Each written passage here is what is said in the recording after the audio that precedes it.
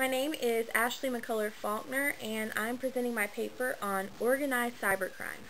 Following this presentation, I want you to know what cyber gangs and cybercrimes are, learn the most common terms, understand a few of the most common cybercrimes, walk you through the evolution of hackers, what the academic scholars and government have to say on cybercrime, findings of my paper, and recommendations. Cyber gangs are a group of hackers who collectively come together to attack computer systems for potential gain of information. They usually only know one another through their web name, their nickname that they use. They are international, meaning two hackers from two different countries can be working to attack another computer system. It makes them more difficult to locate when we are trying to convict cyber criminals.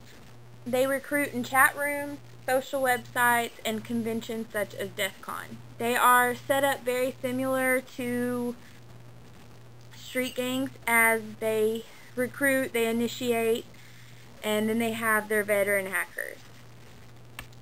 Cybercrime is where the hackers trespass and attack computer systems for financial gain. The anonymous status of cyber criminals means it difficult to track the cyber criminal down. We will talk more later in the presentation about the massive number of cybercrimes.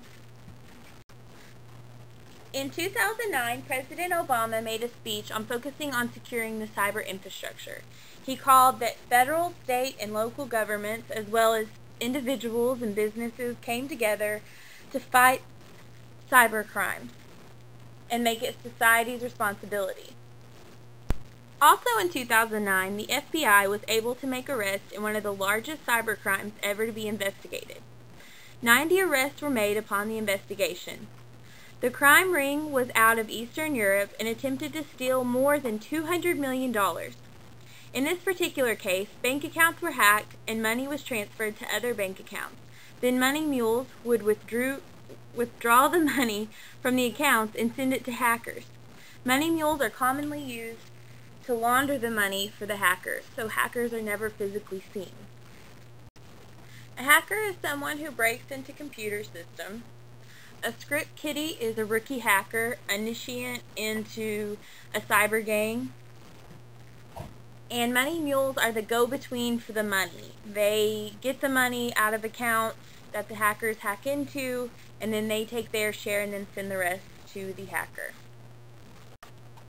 A computer virus is a program that is set to attack a computer system once it piggybacks itself to an application that the victim downloaded onto their computer.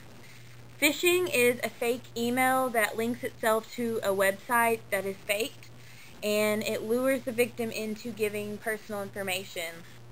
For example, your credit card company sends you an email and they need personal information to update your account. Of course, it would be faked, but that's how they lure victims in. Spoofing is email that is used to acquire personal information and then is used in an unauthorized manner. Spamming is unsolicited email that is actually illegal to send. Spam emails mostly go unreported. Most of us, that's what we use our junk mail in our email options. E-theft is financial institutions are hacked and funds are transferred to the hacker's account.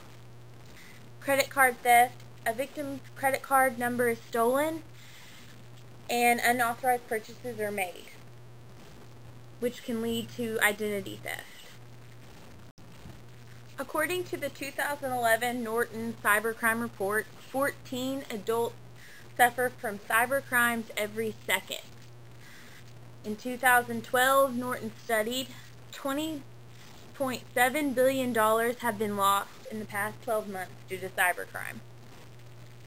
In 2011, Bloomberg government survey of 172 Fortune 500 companies found that they were collectively spending $5.3 billion per year on cybersecurity and only stopping 69% of all attacks, meaning 31% still made it through. These are massive numbers, and we will talk about later about hopefully reducing the numbers, at least reducing the numbers so we do not suffer from cybercrime. In the beginning of hacking, it was to build and invent new systems. The technology that we use today was invented majorly by hackers. Then hacking led to an opportunity to make political statements. They used hacking to present political issues to the public and to make it known to the government that they could hack into their systems and that these issues needed to be looked at more strenuously. Then criminal hacking began, the theft of information for potential gain of financial. This began probably when we started paying all of our bills online, shopping online. E-commerce is a big reason for the criminal hacking. We put more information online, therefore there's more information to get online.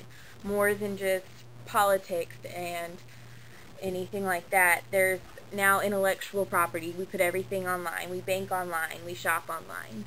All reasons for hackers to want to gain financially. In the beginning of hacking, there was the Hacker Code of Ethics, which I find really interesting to where hacking has evolved to today for several hackers, which is into cybercrime. Hacker ethics is commitment to total and free access to computers and information, belief in the immense power of computers to improve people's lives, create art and beauty, mistrust of centralized authority, disdain for obstacles erected against free access to computing, insistence that hackers be evaluated by no other criteria than technical virtuosity and accomplishment. Hacktivism is the hacking of computer systems for political activism. It communicates important issues to the public and the government. They will shut down government websites until they take notice on an important issue. The one thing that they do have going for them is this grassroots movement of activism, but it goes globally. It goes to all types of technology and it uses that. So it's more global awareness when using hacktivism. A lot of them don't believe that cybercrime should be compared or similar to hacktivism, but lots of cyber gangs are hacktivist gangs, and they don't promote the theft of information, but they are similar, and they do, a lot of them run in the same circles. Bamrera and Singh did a field survey to find out how phishing emails were responded to. It concluded that 68% of phishing emails are responded to by non-IT professionals, as they have little or no awareness regarding these emails and its strategy, whereas only 23% are responded back by IT professionals, and 15% of them report the attack to anti-phishing working groups. It's important to report the attacks because most of the time no one knows unless they are reported. They cannot be investigated unless they're reported. I conclude that with the abundant use of technology, we increase the risk of attack. We use the internet, the World Wide Web for everything, every day. I believe that it is society's responsibility to be more cautious in the use of the internet. They must report the cyber crimes or they won't be investigated, and the cyber criminals will never be caught. I think we should take responsibility for our actions and be more careful and cautious when using the internet. I will give you a few recommendations on some things that you can do to help reduce the risk of attack. Professor Simpson Garfinkel had a list of cyber hygiene items that could help us reduce the risk of attack, which are keeping your computer systems up to date, having antivirus software. Going to only websites that are reputable organizations can help stop the spread of malware and the growth of malicious attacks. Also, be careful when opening emails and be more cautious when giving out personal information. These are all things that can reduce our risk of being attacked.